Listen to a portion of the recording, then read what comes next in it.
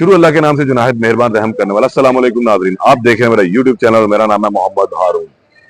गुज़िश्ता रोज एक बड़ी खबर लाहौर में सामने आई थी कि लाहौर की तारीख का सबसे बड़ा हनी ट्रैप था, जिसे मारूफ राइटर खलील रहमान कमर को जो है वो हनी ट्रैप के जरिए अगवा कर लिया गया था। लेकिन उसके बाद उनसे पैसे लेकर उन्हें मार कर तशद्दुद करके छोड़ दिया गया। ये खबर जंगल शहर में जो है जंगल की आग की तरह फैली और उसके बाद हर तरफ जो है पुलिस की दौड़ें लगी। जो इतलात हमारे पास मौसूल हुई थी उसके मुताबिक खलील रहमान कमर ने आईजी पंजाब से रब्ता किया था और उन्हें इस तमाम सूरत हाल से आगाह किया, जिसके बाद आईजी पंजाब ने ओसीयू यानी कि ऑर्गेनाइज क्राइम यूनिट के जो सरबराह हैं इमरान किश्वर डीआईजी, उनको कहा कि आप इस तमाम मामले को जो है खुद देखें और जो असल मामला है उसकी तह तक जाया जाए। जिसके बाद खलील रहमान कमर से रब्ता किया गया, उनसे तमाम तफसीलात इकट्ठी की गई और फिर मुलजमों का सुराग लगाने के लिए जो है वो तमाम काम शुरू कर दिया गया। पुलिस ने जो कल इब्तिदाई इत्तलात आई थी उसके मुताबिक 4 अफराद को हिरासत में लिया था, लेकिन असल हकायक इसके कुछ बरक्स हैं। मैं आपको हकीकत से जरा बताता चलूं कि असल मामला क्या था कि जो चीज सामने आई उसके मुताबिक इनका एक खातून आमना अरूज नामी जो थी उससे रब्ता हुआ और उसने इन्हें ये बताया कि वो गालबन इंग्लैंड से वापस आई है और ड्रामों के हवाले से उसको शौक है, कुछ वो इन्वेस्टमेंट करना चाहती है, ड्रामा बनाना चाहती है, तो उसको एक अच्छा लिखारी चाहिए। और इस वक्त खलील रहमान कमर से बेहतर कोई भी बंदा ड्रामा लिखने वाला नहीं है, तो उसने इनकी खिदमात हासिल करने का जो है वो सोचा। इस खातून ने खलील रहमान कमर से रब्ता किया और उसके बाद इनसे टेलीफोन पर जो है मुतअद्दिद मरतबा रब्ता किया गया, बातें हुई। ये गालबन उससे पहले मिलने के लिए भी गए और उसके बाद फिर इस तमाम मामले में इनको अगवा कर लिया गया। ये बेसिकली हनी ट्रैप का एक बड़ा सीधा सीधा केस था, लेकिन इसके पीछे के जो महरक़ात है, इसके पीछे कौन था, किसने जो है इनको चूज किया कि आया इस मर्तबा किसी ब्यूरोक्रेट, किसी सियासतदान की बजाय जो है किसी ताजर या बिजनेसमैन की बजाय एक अच्छी जो रिप्यूट है उसके हामिल शख्सियत को जो है वो ट्रैप किया जाए। तो फिर जो कुर्रा निकला वो निकला खलील रहमान कमर के नाम का। और ये कुर्रा निकालने वाला एक शख्स जो लाहौर का रिहायशी नहीं है, ननकाना का रिहायशी है और ये पूरा गैंग है जो इस तरह ब्यूरोक्रेट्स और दीगर लोगों को जो है वो ट्रैप करते हैं। खूबरो दोशीदाएं उन्हें दिखाई जाती है, उनसे उनके रवाबित करवाए जाते हैं, बातचीत होती है, 1-2 मेल मुलाकातें करवाई जाती है, फिर उनकी वीडियो बनवा ली जाती है या उनको अगवा कर लिया जाता है। और फिर ये सिलसिला यहाँ रुकता नहीं है कि कुछ ब्यूरोक्रेट्स की वीडियोज भी बनाई गई, सियासतदानों की भी बनाई गई थी, इस हवाले से लोग सामने आए और फिर इन्हें जो है वो ब्लैकमेल किया गया, इनसे पैसे भी बटोरे गए, करोड़ों रुपए इनसे जो है बटोरे गए। एफआईए ने एक रेड भी की थी इस हवाले से और उसमें एक ये गैंग पकड़ा भी था। अब ये वाला जो गैंग है ये तकरीबन 16 अफराद पर मुश्तमिल गैंग है और ननकाना से इनका ताल्लुक है। हसन शाह नामी जो है इस गैंग का सरबराह है और ये तमाम षड्यंत्र जिसे हम कहेंगे, तमाम जो ड्रामा था जो एक लिखारी से मुतल्लिक था वो हसन शाह ने लिखा था। हसन शाह ने इस ड्रामे का स्क्रिप्ट लिखा और उसने इस आमना नामी खातून को शामिल किया और फिर उसको बताया कि किस तरीके से खलील रहमान कमर को जो है वो ट्रैप करना है, कहाँ पर बुलवाना है, किस तरह ये चीजें होंगी, तमाम प्लान उसको समझाया गया और उसके बाद इसकी एग्जीक्यूशन की गई। एग्जीक्यूशन में अब ये था कि इनको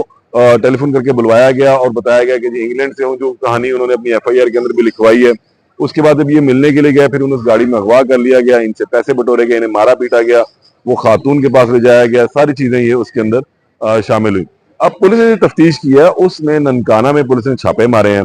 और कोशिश की कि इसको गिरफ्तार कर लिया जाए, लेकिन जैसे ही खबर बाहर निकली थी तो फिर जो हसन नामी शख्स है वो इस वक्त मफरूर हो चुका है, वो पुलिस के हत्थे नहीं है। उसके कुछ साथी जो हैं वो पुलिस के हत्थे चढ़े, जिन्हें पुलिस ने हिरासत में लिया, उन्हीं के जरिए जो है फिर ये आमना नामी खातून तक पहुंचा गया और अब आमना नामी खातून भी जो है वो पुलिस की हिरासत में। इन मुल्जिमान के जो है अभी तक बयानात सामने नहीं आए हैं, इनकी तस्वीर सामने नहीं आई, लेकिन अब कुछ तफसील जो सामने आई वो यही थी कि अब ये जो मेन कैरेक्टर है, जो मेन कल्प्रेट है, मरकजी मुलजम जो है वो है हसन शाह और हसन शाह ने ही इस तमाम अगवा का जो ड्रामा रचाया था। उसी ने ही इसको आमना नामी खातून को हायर किया, वो इसके गैंग की एक रुकन भी है और उसने फिर खलील रहमान कमर से रब्ता किया, उनको एक कहानी सुनाई कि जी मैंने इंग्लैंड से आई हूँ और मैंने ड्रामा बनाना है और उस ड्रामे के लिए मुझे एक अच्छे लिखारी की जरूरत है और फिर मैंने आपसे रब्ता किया, फिर ये मामला चले। हनी ट्रैप में अब कुछ चीजें अभी भी हिडन है, बहुत सारे मामला हैं कि इस हनी ट्रैप का जो ड्रॉप सीन है एक्चुअल किस तरह होगा, क्या जो इतलात हैं तकरीबन 4 से 5 रोज से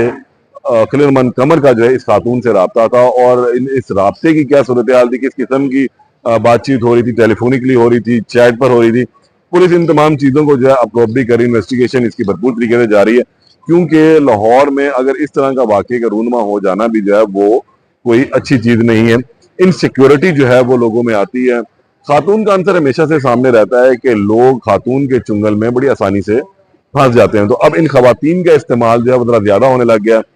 किसी और तरीके से किसी को अगवा किया जाए तो भत्ता और दीगर चीज़ें सामने आती हैं, लेकिन यहाँ पर जब खातून के ज़रिए अगवा किया जाता है तो वो हनी ट्रैप कहलाता है, और हनी ट्रैप करके जो पैसे बटोरे जाते हैं उसमें ज़्यादातर लोग पुलिस का या दीगर एजेंसियों से जो रब्ता नहीं करते, सिर्फ अपनी इज्जत बचाने के लिए, क्योंकि बड़े नाम होते हैं, ताजिर हैं, इसके अंदर ब्यूरोक्रेट्स हैं, ये तमाम लोग फिर अवॉइड करते हैं और फिर मुंह मांगी रकम देके अपनी जान छुड़वाते हैं। बहरहाल अब ये एक गैंग दोबारा जो सामने आया है, झंग से इसका ताल्लुक है, ननकाना से, और हसन शाह इसका मरकजी किरदार है। अब जैसे ही हसन शाह इसमें अरेस्ट होगा तो फिर बहुत सारी चीजें सामने आएंगी। खलील रहमान कमर ने भी अब ये कहा है कि वो जल्द जो है एक प्रेस कॉन्फ्रेंस करेंगे और तमाम हकायक जो है वो लोगों के सामने रखेंगे, लेकिन उनके हकायक जो बताएंगे वो कुछ उन्होंने FIR के अंदर भी बता दिए, क्योंकि अब ट्रोलिंग और चीजें भी उनसे मुतालिक चलनी शुरू हुई हैं। खलील रहमान कमर के बारे में तो खैर हर शख्स ये जानता है कि खवातीन से उनकी कुछ बनती नहीं है, कुछ मामला उनके एक अजीब सी तसल है, 751 जिसे हम कहते हैं, वो लगी रहती है, और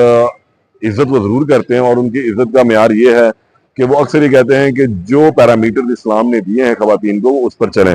और इसी वजह से अक्सर बेहतर जब बहुत ज़्यादा लिबरलिज्म की बात होती है और जो खवातीन बहुत ज़्यादा लिबरल खुद को शो करती हैं, तो अगर कहीं कंफ्लिक्ट होता है तो वहां पर उनकी अक्सर बेहतर हमने देखा कि वो कंफ्लिक्ट में सामने चीजें आती हैं। 2 हफ्ते कबल भी एक प्रोग्राम समा TV का था, तो उसके अंदर भी उनके वो खातून से इसी बात पे हल्का झगड़ा हो गया। इससे पहले अगर हम चले जाएं तो आज़ादी मार्च के हवाले से मारवी शर्मा से भी उनकी अच्छी खासी झड़प हो गई थी। तो इसमें यह है कि खलील रहमान कमर खवातीन के हवाले से एक अच्छा साफ सुथरे इंसान जो है वो समझे जाते हैं। बहरहाल अब इस केस में जो मजीद अपडेट होगी, जो मुलाजमी जो मुलजमान है उनकी तस्वीर आती है, उनके बयान आते हैं, तो वो भी आपसे शेयर करेंगे। तब तक के लिए इजाजत दें। अल्लाह ने के बाद।